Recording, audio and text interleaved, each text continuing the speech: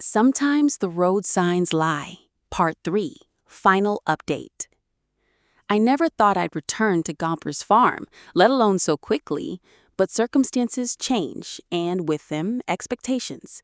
It took me nearly a whole day to find the road the signs had led us down, and by then it was dusk, and I returned back to my hotel so as not to be out after dark. Melanie stayed home this time. Her condition had gotten significantly worse since our road trip, and she had been prescribed bed rest by the OBGYN, among other things, until she was ready to deliver. Her mother hadn't been happy with me flying out to New Mexico, even with the lie we told her about it being a work trip. But her mother's chagrin was a small price to pay for what I was hoping to get out of a reunion with Arthur and Ruthie. I drove up the dirt road, following the only street sign now for Gomper's farm, hoping to find an answer to something that had happened to us not long after returning home. I parked my car next to Arthur's pickup truck and stepped out. I waited for a moment, wondering if I would hear the sound of the birds carrying human-like screams along the air. To my relief, I heard nothing at all. I walked around to the front of the house, prepared to knock as I had mere weeks before, but found that I didn't need to. The door to the farmhouse was open. Dirt coated the entrance floor, suggesting that it had been open for a while.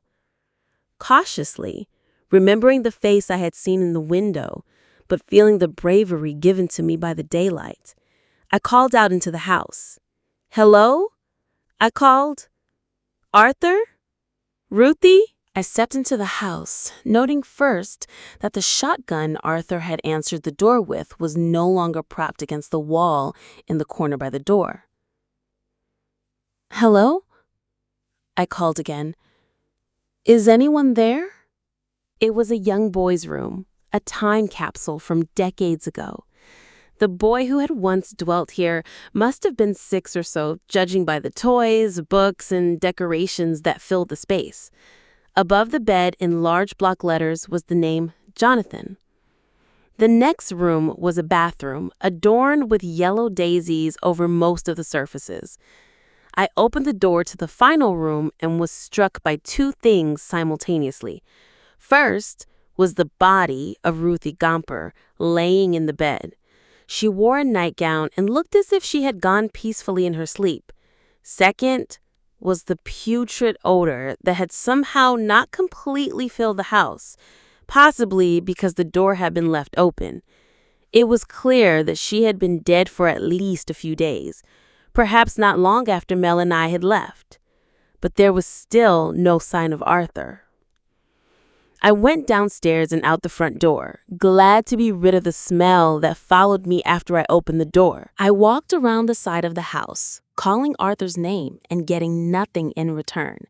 I checked inside the large shed and found the road signs that Mel and I had seen driving down the road that night, along with the third that said freeway entrance left 1 mile, just like the first sign we had seen. I turned the flashlight in my phone on and held it up to get a better look at the shed. There was some old farm equipment scattered around the area, but what caught my attention was toward the back. I took a few more steps to get a better look and found a corner of the space had been decorated like a bedroom. There was an old bed with a rusty frame and a torn mattress set up in the corner, along with a collection of what appeared to be chew toys sprinkled around. Above the bed, in block letters similar to the boy's bedroom I had seen in the house, was the name Christopher. I took a few more curious steps forward to get a better look at the makeshift living space, then felt something at my feet. I stooped to pick up the item buried in the dirt and found part of a chain. As I picked it up, the chain emerged from its resting place in the ground, and as I pulled it up, I found that it was connected to a large metal pole posted near the bed. I followed the chain on the other side and found at the end part of a broken shackle. I dropped the chain, letting it tinkle to the ground, and left as quickly as I could. If Arthur was here, I knew that this was the last place he would want me to be. I examined the rest of the farmyard, wondering where, if at all, I would find Arthur, and my eyes landed on a shape beneath a tree in the distance. I could hear Arthur's words from the weeks before, mine's under the apple tree, and wondered if this was the tree he had spoken of. As I drew closer, the shape beneath the tree became clearer, and I recognized it as the man I sought. "Arthur," I called, beginning to jog now. "Arthur, I really need to—" I stopped. It was Arthur, but he wouldn't be answering any of my questions. The top of his skull was missing, and his body was slumped against the trunk of the tree, hunched over the barrel of the shotgun that still rested in his mouth. His body was covered in bite marks and scratches that looked like perhaps he had given himself the least painful death presented to him. Beside Arthur's body stood a wooden cross with the name Jonathan carved into the horizontal piece. He had said his was under the apple tree. He had meant his son. Which begged the question I had come with that now seemed wouldn't be answered. What happened to the other boy? A piece of paper stuck out between Arthur's fingertips. I stooped down and grabbed it, hoping perhaps a suicide note would give me at least part of the answer I had come for. It wasn't a note, however, but a photograph, one that had to be 25 years old or so. A younger-looking Arthur smiled back at me, holding a 5-year-old at his hip who wore a wide grin and a pair of overalls just like his father. Next to them stood a younger Ruthie who stood next to another child who was far larger than the first and whose face had been scratched out. My stomach twisted in knots as I looked down at the second boy. The shirt he wore was one that had been given to us in the box of old clothes. But despite the clothes, it was clear to see that there was still something off about him. His legs and arms weren't quite right.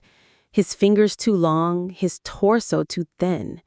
It was the body that belonged to the face I had seen when we had spent the night, and I had opened the curtain.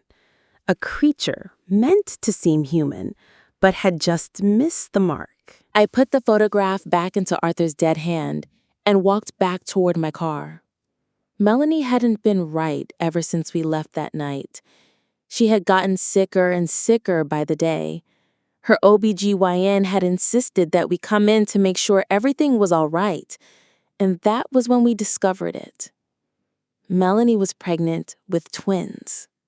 The doctor told us that it was possible, however rare, to miss a child on the ultrasound, but I knew that wasn't what it was. The pieces all started to fall together for me over the next few days, which led me to take a flight back out to New Mexico in the hopes that Arthur or Ruthie could help us. When we had left that day, Arthur had told me something that I hadn't taken very seriously then. He said, if she has two, take the little one and run. Those words echoed in my head when we went through the box of clothes Ruthie had given us. We saw that the baby clothes came mostly in pairs, which made sense because we knew that the couple had twin boys. But when we noticed that there was always a far larger outfit than the other, I began to wonder why Arthur had told me to take the little one and run. What had happened to his little one? Furthermore, why had he been so concerned about my leaving Melanie alone that night? He had asked me at least twice to make sure, as if it were vitally important, and I had shrugged it off, not realizing then that I had left her alone that night, just once, when I jogged out to get a better view of the street sign. Just before I heard her scream. She doesn't remember it, but I believe that moment is when that thing, Christopher, got to her.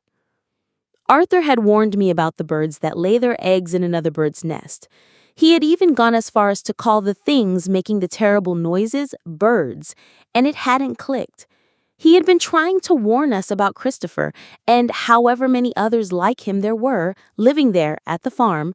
about the dozen or so pairs of eyes that had followed us up the trail to the house. Those things didn't like that and stopped him. They had cried out in the dark outside the window as they listened to him tell me the story about the brood parasite birds and the birds who mimic the sounds of children crying.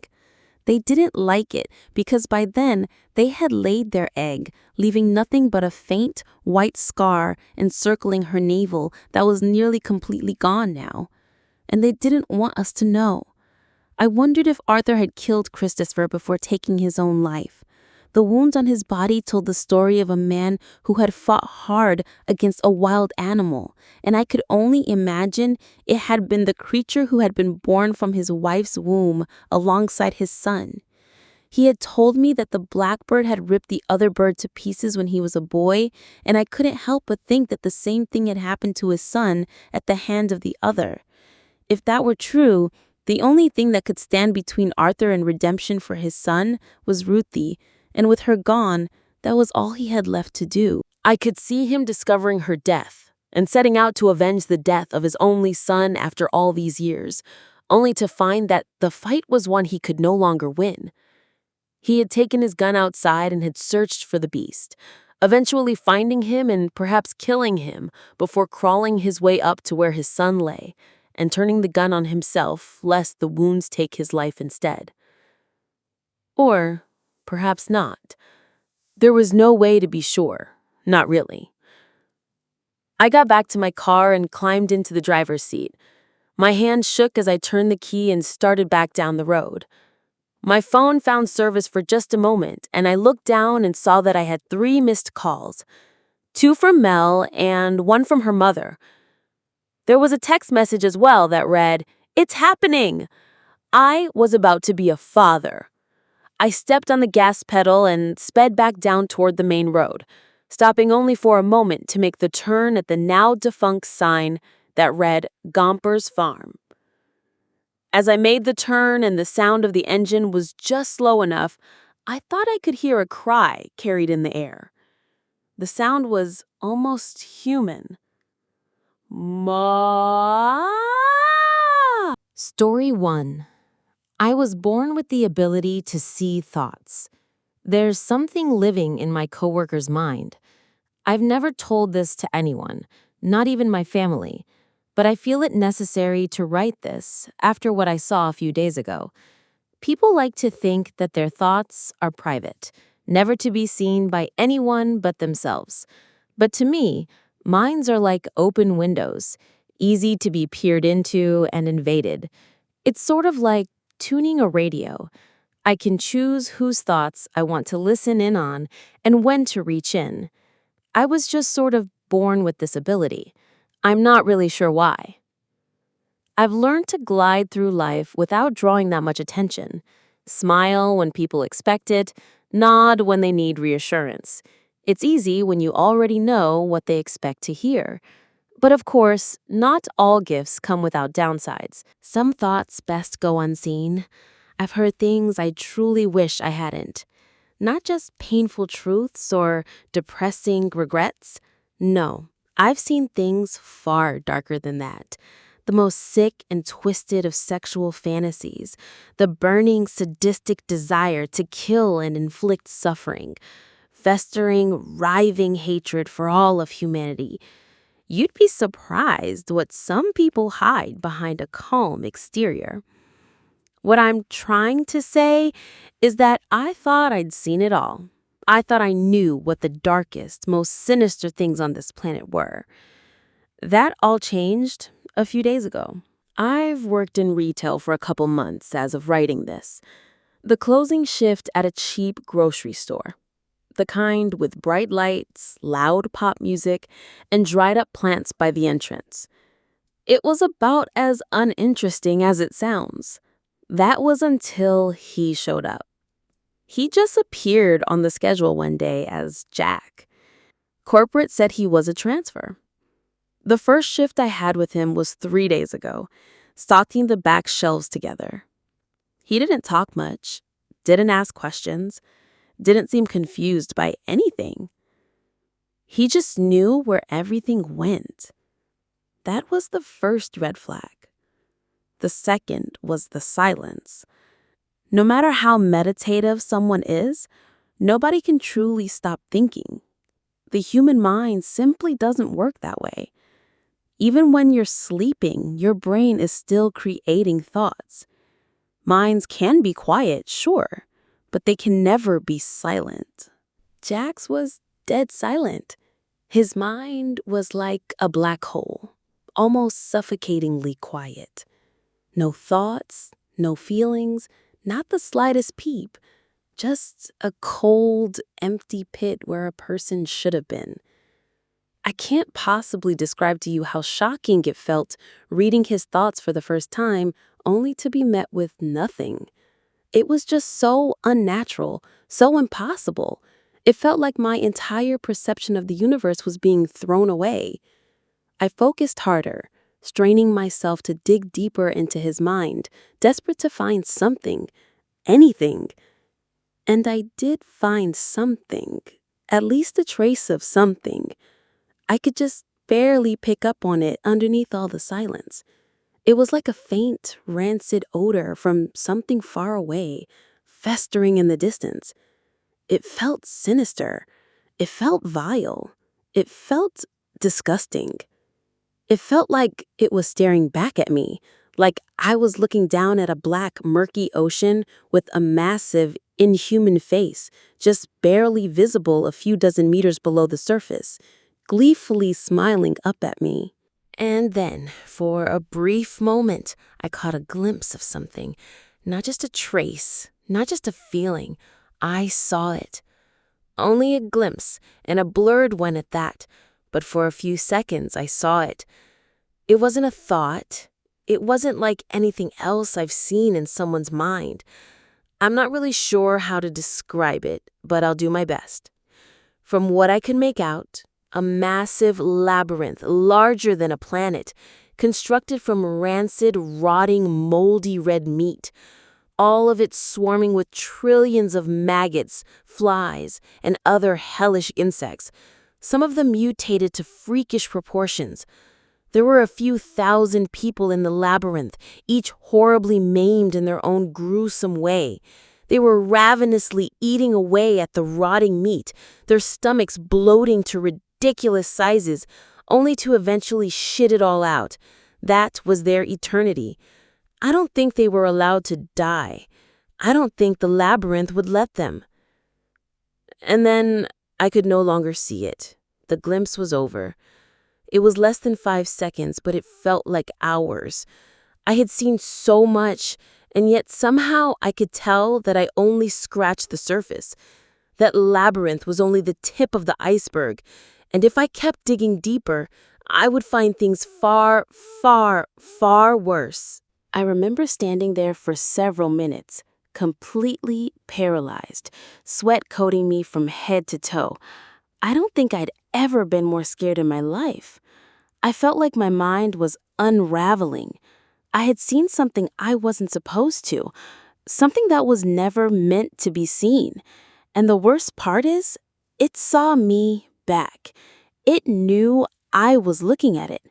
I'm 100% sure about it. I don't know how I know, but I do. Maybe it's a sixth sense, or maybe it wanted me to know. It doesn't really matter. All that matters is that it saw me.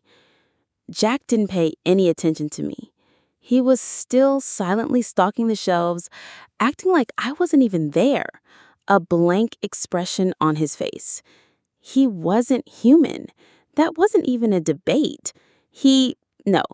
It was just wearing a lifeless human body, like a cheap disguise. I ran out of the building as fast as I could, making sure I got as far away as possible before calling my boss. I told him I had a family emergency, that I probably wouldn't be able to come to work for a few days. He was a reasonable guy, so he understood. It's been 3 days since then, and I can't stop thinking about it. What I saw, that labyrinth, the people inside it. The details are still burned into my mind, and I don't think I'll ever be able to rid myself of them. My hands won't stop shaking, and I can feel my sanity slowly slipping away. But what scares me the most is that what I saw wasn't the worst of it. The labyrinth was just the thing on the surface, the thing I saw first. I could tell there was more, a lot more. The rabbit hole went far, far deeper down. And now, I can't shake the horrible feeling of being watched. I don't know what to do. I don't think there's much I can do. I caught a glimpse of something I wasn't supposed to see. And now, I'm going to be punished. There are fates worse than death in this world. I can only pray I am not to meet with one. Story 2. My mom vanished in the woods 8 years ago. I just got a letter from her. I woke up hungover that day in my college dorm. I had drunk way too much at a bar the night before, celebrating until sunrise what would be my 20th birthday. When I checked my mailbox around noon, there was a white envelope with handwriting on it and no sender. Happy birthday, Carrot. I'm still waiting for you at the same place. Come here tomorrow at dawn and look for my blue coat. Signed, Mom. Reading those words sent chills all over my body.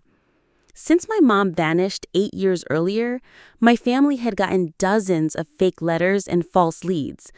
But that word, carrot, told me this one was different. It was our inside joke. She started calling me that after I once scarfed down a whole plate of carrots just so she'd let me go play at the arcade. Nobody else could have known. My mom disappeared on a trail near town. We used to hike it almost every Sunday as a family. It was about 2 miles, ending at a pond where locals like to fish. That day, my dad was sick, so it was just me and her. We laughed and walked until I had to pee. She told me to go ahead and stayed behind, maybe 20 feet away. Nothing seemed unusual while I was peeing in that tree, except for the sound of a branch snapping, which I brushed off as nothing. I finished, turned around to call her, and she was gone. I waited half an hour thinking maybe she'd stepped off the trail too. Then I ran to the pond. Then I sprinted back to the parking lot, and the car was still there, locked. She had vanished into thin air. One of the local fishermen called my dad and the cops, and soon they combed every inch of that forest. Everyone was looking for her blue jacket, something that would stand out against the trees, but they never found a trace. Pretty soon, the whole state knew about it. The kid that lost his mom. It usually went the other way around. Then came the TV reports, the YouTube channels, the podcasts. Theories stacked up. First, people said she left due to an affair with a coworker, a known womanizer that had suspiciously moved out of state. Second, that she was killed by the so-called pickaxe maniac, a serial killer who'd murdered 3 women in the region a few years earlier and usually leaves the murder weapon at the spot. Third, the cops considered my dad might have done it for the life insurance money. No proof ever surfaced, and her case faded into silence. Right after I got the letter, I called my dad, telling him about the carrot thing. His reaction was hard to read. We hadn't spoken in months after some stupid fights, but he insisted the letter was a prank. He practically begged me not to go, said I should call the police immediately. His desperation ticked me off, so I hung up on him, same as last time we argued. I decided I'd go back to that trail. Even if it was a joke, I needed to know if there was any hope left of seeing my mother. I drove all night and got there at dawn, parking near a pickup with some fishing equipment in it, the only other vehicle there. The trail was burned into my memory from all those childhood walks, even if I hadn't set foot on it since the day she disappeared. I walked for a few minutes and stopped at the same spot where I'd stepped off years ago to pee. Standing there again felt unreal, and not in a good way. I reached the same tree I had peed on and froze, staring at the trunk like it owned me something. Then, I heard a crack behind me, like a branch snapping, just like I remembered from that day. I spun around and saw nothing unusual, just the wind pushing leaves. Then, I noticed it, a flash of blue in the distance. I followed it excitedly to find a tree with a tight blue coat wrapped around the trunk. I touched it and knew it was the same one she wore that day. Tears fell off my eyes almost automatically. Tucked under it was another envelope. I pulled it out and it had the same handwriting. "Glad you came, Carrot. I'm right beneath you." I looked down and the ground nearby looked freshly disturbed, like it had been dug up not long ago. My hand shook as I started digging, fast, frantic. Whatever truth was buried there, I needed it. Or I thought I needed it. Soon I hit something solid. I clawed at the dirt until I lifted out a small wooden box, maybe 10 inches wide. It was sealed before I tore it open. Inside were only two objects. One of them was a human skull with a massive fracture on top. The other one was an old pickaxe where a dark red stain had long dried. Terror ran through every vein in my body when I saw it, and then I heard it again, the branch snapping behind me. I whipped around, panic in my throat. Now I could hear the steps coming my way. Whoever had killed her was here to finish the job with me. More snapping. Closer this time. My eyes darted between trees, desperate to catch movement. Then I saw it, a figure in black, wearing a hat. And behind him, three more shapes. Police officers. Turned out my dad had called half the town's police department, begging them to stop me. That's what saved my life. They told me the pickup I'd seen earlier probably belonged to the pickaxe maniac. When they searched it, they found hair, scraps of skin, even a severed finger. Inside were dozens of letters, all written the same way as the ones I'd gotten. For some twisted reason, he seemed obsessed with me, like he wanted to finish what he'd started with my mom years later. He wasn't caught that day. He must have bolted into the woods on foot the second he spotted the cops. The only good thing that came of it was this. Just a few yards away, they found another box with my mom's remains. We could finally give her a real burial. But I can't shake the feeling that nothing's really over. I still don't know what that monster wanted with me. I still don't know how he knew about the nickname Carrot. Story 3. For nearly a decade, the doctor has been keeping my tumors. It was every parent's worst nightmare, but only for a week. When I inspected my tumor, the first of hundreds, I couldn't quite comprehend what I was looking at, rotating my forearm around in the shower with a passing curiosity. I wasn't scared, just perplexed. The growth had qualities I understood, qualities borrowed from things I was familiar with, but I hadn't ever seen them combined and configured in such a peculiar way. It was dome-shaped, like a mosquito bite, but much larger, the size of an Oreo rather than an M&M. It was the color of a day-old bruise, a wild berry sort of reddish blue, but the tone was brighter, more visceral, a ferocious violet hue that looked disturbingly alive. And perhaps most recognizably of all, there was something jutting out the top. A glistening white pebble planted at the apex like a flag. It was a tooth. I stepped out and toweled myself off, drying the growth last, dabbing the underside of my wrist with exceptional care, concerned my new geography might pop if I pushed too hard. I molded my thumb and first finger into a delicate pincer and attempted to yank the tooth free, but the stubborn little thing refused to budge. Frustrated, I grinned into the mirror, hooking the corner of my mouth with a finger and pulling, revealing gums unevenly lined with a mixture of baby and adult teeth.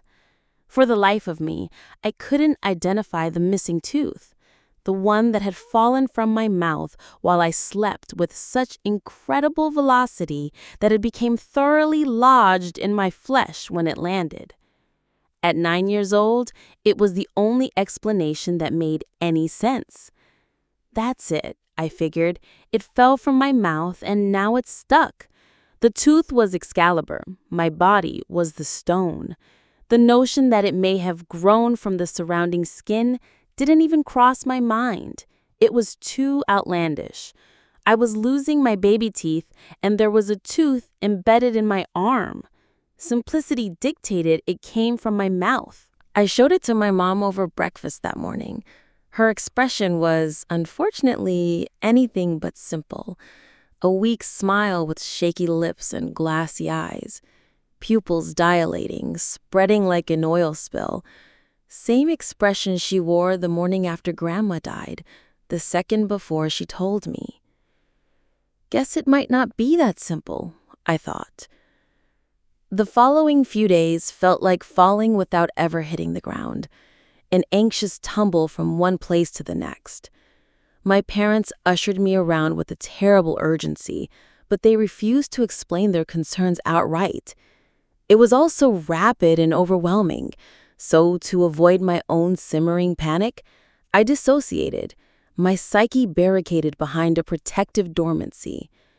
As a result, my memories of that time are a bit fragmented. I remember the mint green walls of my pediatrician's office, how close the color was to toothpaste, which made me wonder if I should brush the tooth sprouting from my wrist. Would it be better to do it before or after my regular teeth? Because it was outside my mouth, did I need to brush it more than twice a day or less? I wondered, but never had the nerve to ask. I remember the way my mom would whisper the word oncologist whenever she said it. The same way she'd whisper about possibly taking our Doberman for a walk. The same way Emma Watson would whisper the name Voldemort in the movies. Like something bad would happen if the oncologist heard her talking about them. And I sure as shit remember the visible relief that washed over her when the oncologist called with the biopsy results. She practically collapsed onto the kitchen floor, a marionette whose strings were being systematically cut top to bottom. In comparison, Dad stayed rigid, his sun-bleached arms crossed, his wrinkled brow furrowed. Even after Mom put a hand up to the receiver, swung her head over, and relayed that magic word. Benign. I'd never heard the word before, but I liked it. I liked how it sounded, rolling it around in my head like a butterscotch candy, savoring new bits of flavor with every repetition. Even more than its saccharine linguistics, though, I liked the effect it had on my mom. In the wake of my growth, she'd looked so uncomfortable, twisted into knots, every muscle tightly tangled within some length of invisible barbed wire. That word, benign, was an incantation, better than abracadabra. One utterance, and she was cured, completely untangled, freed from her painful restraints. My dad had his own incantation, though, a two-word phrase that seemed to re-inject the discomfort into Mom, drip by poisonous drip. I could almost see the barbed wire slithering across the floor, sharp metal clinking against tile, coiling up her frame before I could figure out how to stop it. Second opinion, he chanted. I don't remember him actually chanting, to be clear, but he was so goddamned insistent he might as well have. I don't care what that quack says. This is our son we're talking about. He said there's a 97% chance it won't come back after it's removed. How the hell can you be 97% sure of anything? It's either going to come back or it won't. There's only 0% and 100%. We need a second opinion. I cowered, slinking into the kitchen chair, compressing myself to the smallest size I could manage, minimizing the space I took up in our overstuffed mobile home. We can barely afford the medical expenses as is, my mom declared. Please, just spit it out, John. What exactly did you have in mind? Dad smirked. Glad you asked. Oh, it's definitely going to come back after it's excised. 100%. No doubt in my mind, Hawthorne remarked. I struggled to keep my wrist held out as the sweaty man in the three-piece suit and bolo tie examined it. As soon as he pushed back, the rolling stool's wheels screeching under his weight, I retracted the extremity like a switchblade. Everything about Dad's second opinion fell off. The doctor, Hawthorne, wanted to be addressed by his first name. The office was just a room inside Hawthorne's mansion. No posters of the human body in cross-section, no itchy gowns or oversized exam tables, nothing familiar. I was sitting in a rickety wooden chair wearing my street clothes, surrounded by walls covered in a veritable cornucopia of witchy knickknacks. Butterflies pinned inside blocks of clear amber, brightly colored plants hanging in oddly shaped pots, shimmering crystals and runic symbols painted over tarot cards, staples to the plaster, and on and on. Worst of all, Hawthorne insisted on wearing those dusty, sterile medical gloves. Initially, I was relieved to see them because it was something I recognized from other doctors. A touch of familiarity and a little physical separation between me and this strange man. But why the hell would he even bother to wear gloves with those long, sharp, jaundiced, ringworm-infested fingernails? By the time he was done with his poking and prodding, most of them had punctured through the material. The feeling of his nails scraping against my skin made me gag. The other physician your family saw wasn't completely off the mark, he went on to say, peeling the eviscerated gloves off his sweat-caked hands before shoving them in his suit pocket. Certainly a teratoma, a germ cell tumor that can grow into all sorts of things. Teeth, hair, fat, bone. I'll stop the list there. Don't want any nightmares induced on my account. Hawthorne winked at me.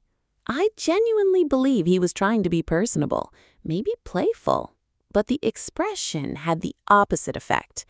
I squirmed in my seat as if Hawthorne's attention had left a physical layer of grease or ash coating my skin and I needed to shake the residue off. His eyes were just so beady.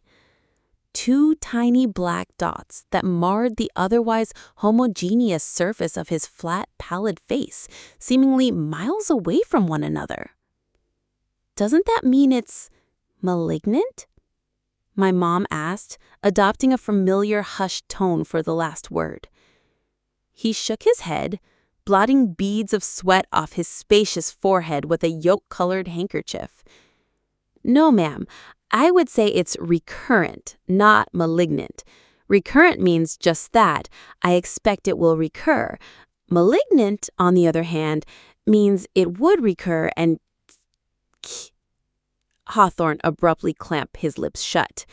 He was speaking a little too candidly. Still, I knew the word he meant to say. I wasn't a baby. Excuse the awkward transparency, folks. I haven't treated a child in some time. Used to, sure, but pediatrics has been a little too painful since, well, that's neither here nor there. Allow me to skip ahead to the bottom line. Despite what the other docs said, the teratoma will re-emerge after a time, and it should be removed. Not because it's malignant, but more because I imagine letting it grow too large would be distressing. For your boy's sake, I'm glad your husband got my card and gave me a call. I've been informed that money is tight. Don't fixate too much on the financing. I didn't get into medicine to bankrupt anyone. We'll do an income-based payment plan. Save any questions you have for my lovely assistant, Daphne. God knows I couldn't answer them. We followed Hawthorne through his vacant mansion and out to the rear patio. There was an older woman facing away from us at a small, circular, cast-iron table, absent-mindedly stirring a cup of black tea with a miniature spoon. In its prime, I imagined their backyard was truly a sight to behold. Its current state, however, was one of utter disrepair. Flower beds that had been reduced to fetid piles of dead stems and fungus. A cherubic sculpture, missing an arm, faceless from erosion, above a waterless fountain, its basin dappled with an array of pennies, a cryptic constellation composed of long-abandoned wishes. A small bicycle being slowly subsumed by overgrowth, a dilapidated treehouse in the distance. The doctor waved us forward. Mom and I sat opposite the woman. At first, she seemed angry that we had climbed into the two empty seats without asking, face contorted into a scowl. Something changed when she saw me, however. Her anger melted away into another emotion. It was like joy, but hungrier. She wore a smile that revealed a mouthful of lipstick-stained teeth. As if to juxtapose a husband, the woman's eyes appeared too big for her face.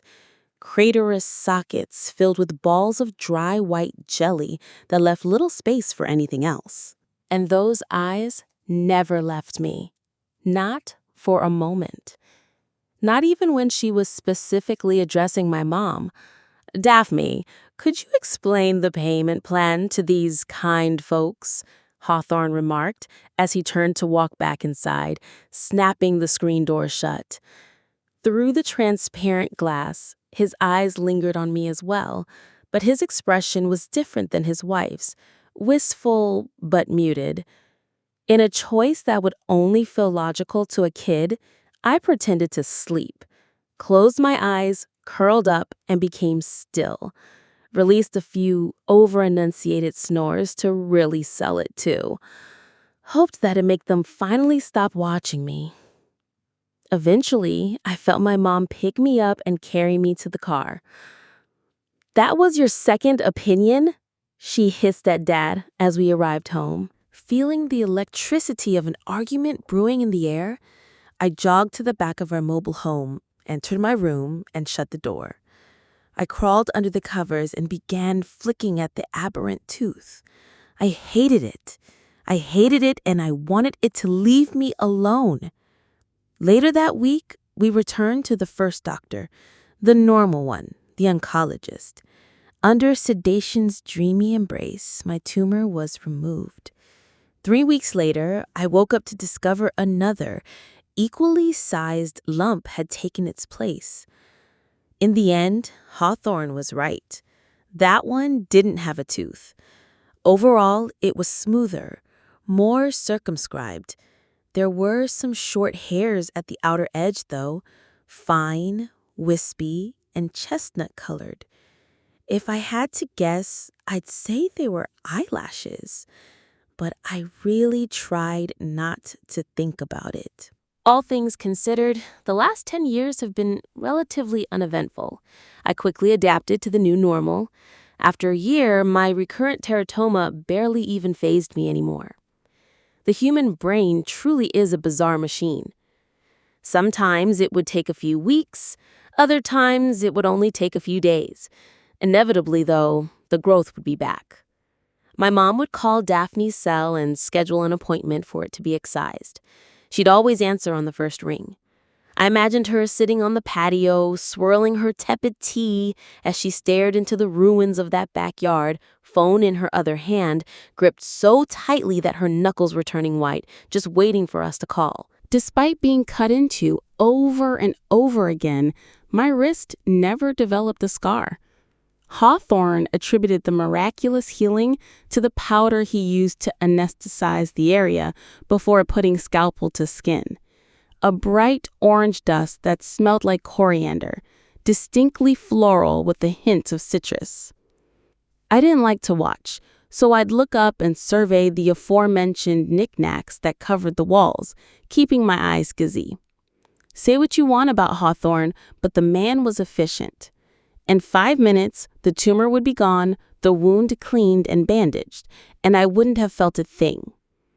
Afterwards, he delicately dropped the orphan growth into a specimen jar, handed off to a waiting Daphne, and she'd whisk it away. I always wanted to ask how they disposed of them. Never did. After each operation, he'd deliver a warning, same one every time. If it ever changes color, from purple to black, you need to come in. Don't call ahead. Just get in your car and come over, day or night. No pit stops, no hesitation. Fair enough. My teenage years flew by. Shortly after my diagnosis, Dad got a promotion. We moved from the trailer park to a much more comfortable single-story house across town. Before long, he received another promotion, and a third, and a fourth. Our financial worries disappeared. Other than the recurrent tumor, my only other health concern was some mild blurry vision. Started my freshman year of high school. I'd have to strain my eyes at the board if I sat in the last row. It wasn't that my vision was out of focus, per se. Rather, the world looked foggy because of a faint image layered over my vision. Multiple eye exams didn't get to the bottom of the issue. Everything appeared to be in working order. The ophthalmologist suggested it might be due to floaters, visual specks that can develop as you age because of loose clumps of collagen, which seemed to describe what I was experiencing. Lines and cracks and cobwebs superimposed over what was in front of me, unchanging and motionless. Once again, I adapted. Sat at the front of the class as opposed to the back. No big deal. I'm 19 now, attending a nearby community college and living at home. I wanted to apply to Columbia, but Dad insisted otherwise. It's too far from Hawthorne. I wasn't thrilled. Didn't exactly see myself getting laid on my childhood mattress. That said, he was fronting the cost of my bachelor's degree in full. No loans required, no expectation of being paid back. I hardly had room to bellyache. Honestly, things have been going well. Remarkably, transcendently well. Quiet wellness is a goddamned curse, however. A harbinger portending changes to come.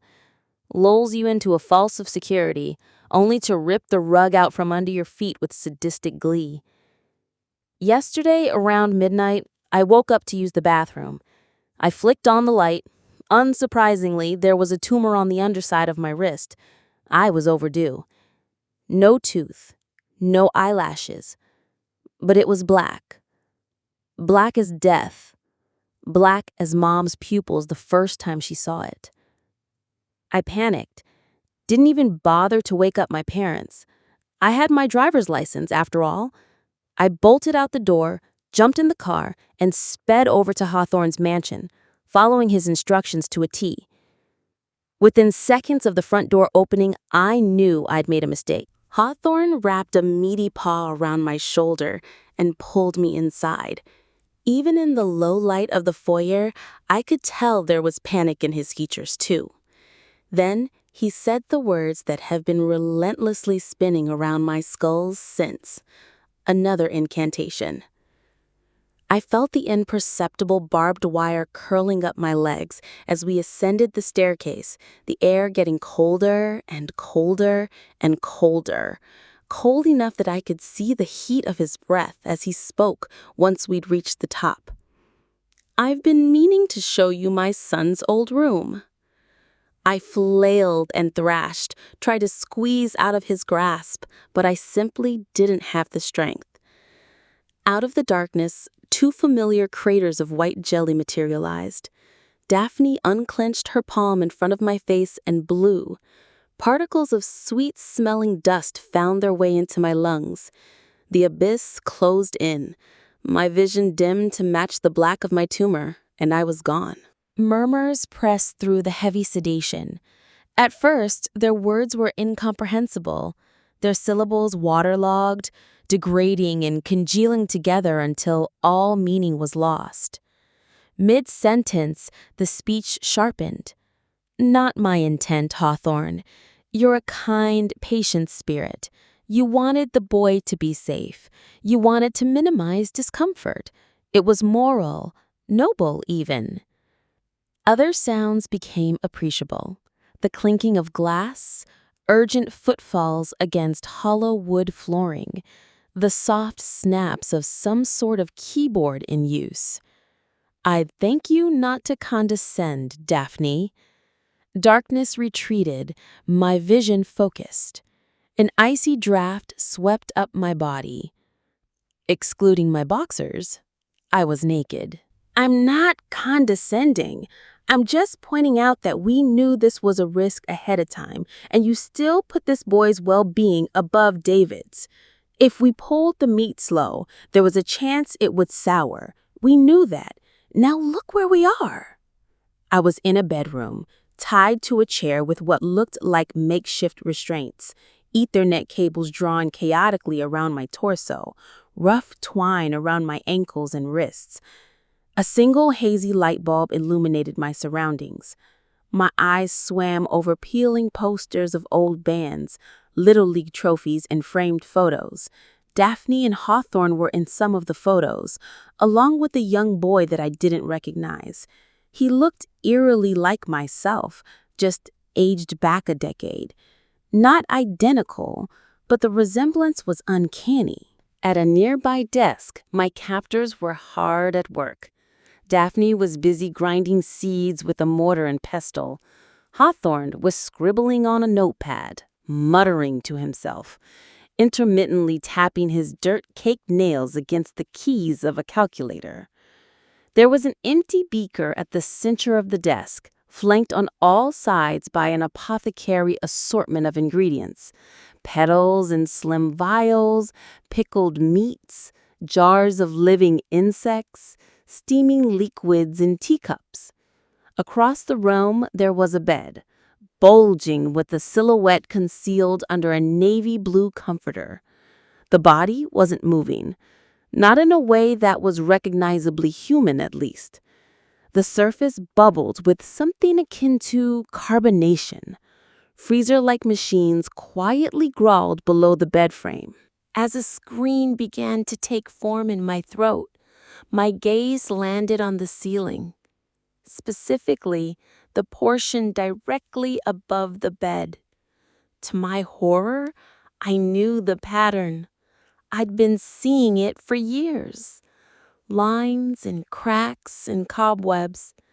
I discharged an unearthly howl. They barely seemed to register the noise. "Daphne, do you mind going to the garden? We need to mix more powder for him." She reached up and slapped the back of his head. "There's no time," she bellowed. He paused for a moment, then returned to his notepad. I wailed. God, I wailed. But I knew as well as they did that there was no one within earshot of the mansion to hear me. When it felt like my vocal cords were beginning to tear, I calmed. Maybe a minute later, Hawthorne threw his pencil down like an A student done with their pop quiz. 6.5. 6.5 should provide enough expansion to harvest the remaining 20 grams we need for David's renewal before it sours completely. Probably won't be lethal either, he proclaimed. Without saying a word, Daphne filled the empty beaker with saline. Hawthorne twisted the lid off a jar of what looked like translucent, crimson-colored marbles with tiny silver crosses fixed at their core. He picked up a nearby handheld tuning rod and flicked it. 2 notes resonated from the vibrating metal. The sound was painfully dissonant. He stroked one marble against the tuning rod. Eventually, the metal stilled, and the marble vibrated in its stead. When he dropped it in the saline, it twirled against the perimeter of the glass autonomously. 6.5 marbles later, their profane alchemy was evidently ready for use. For whatever it's worth, a high-pitched shriek exploded from the 7th marble when they severed it with the butcher's knife.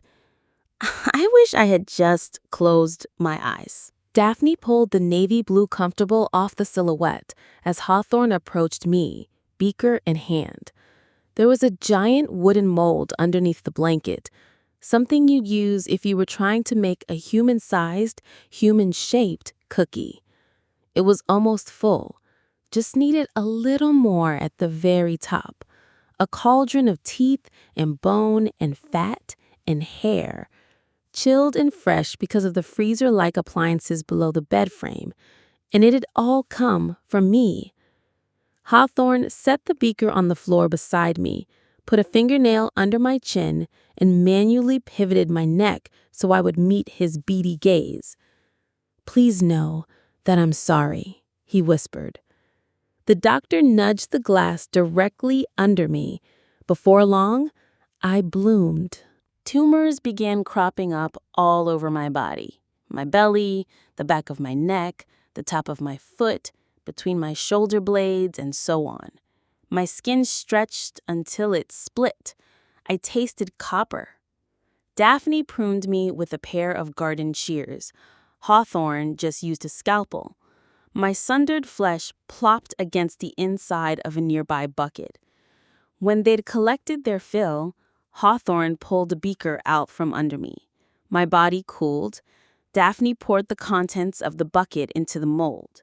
David was complete. They even had a little of me left over, I think. Everything began to spin.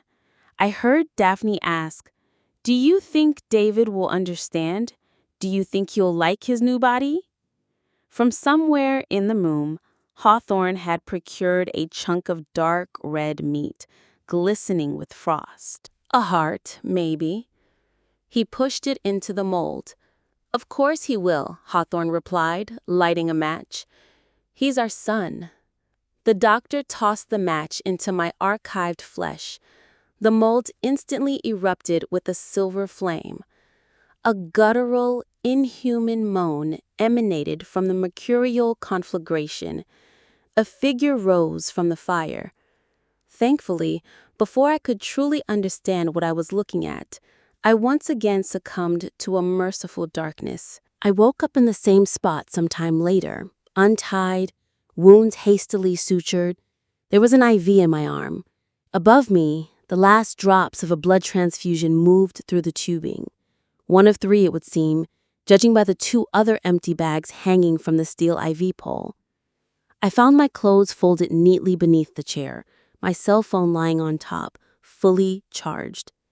As if tased, I sprang from the chair, crying, pacing, scratching myself, mumbling wordlessly. Aftershocks from the night before, no doubt. When I'd settled enough to think, I'd throw on my clothes, flipped open my phone, and almost made a call. I was one tap away from calling my dad when something began clicking in my head. A realization too grotesque to be true. I steadied the bedroom. The alchemical supplies were gone. The posters, the trophies, the photos, they were gone too. For some reason, maybe in their haste, they'd left the wooden mold. It was empty, save for a light dusting of silver ash. I sped home, hoping, wishing, praying to God that I wouldn't find something when I searched. Both my parents were at work when I arrived. I sprinted through our foyer, up the stairs, down the hall, and entered my bedroom. I knocked against my bed frame. It was hollow, sure, but that didn't prove anything. I ran my fingertips across the oak. Nothing. Smooth. Featureless. "There's no way," I told myself. "There's just no way. Dad worked hard and got promoted. That's it." My bed was pressed against the wall. I still had to examine the last side. The frame screeched as I pulled, as if beseeching me not to check. I felt one of the sutures over my stomach pop from the exertion, but it didn't slow my pace, and, if anything, the pain was welcome. Halfway across the normally concealed side, I noticed a slit in the wood. I pushed on it, and a hidden compartment clicked open. When I pointed my phone light into the hole, there it was. A small glass of saline with a single red marble in it, right under where I laid my head to rest, spinning, spinning, spinning. And if I squinted, if I really focused, I could see an image superimposed on top of what I was actually seeing, but it wasn't static anymore. No more lines, no more cracks, no more cobwebs. The image was constantly changing. A window to David's eyes, one I don't think I'll ever be able to close.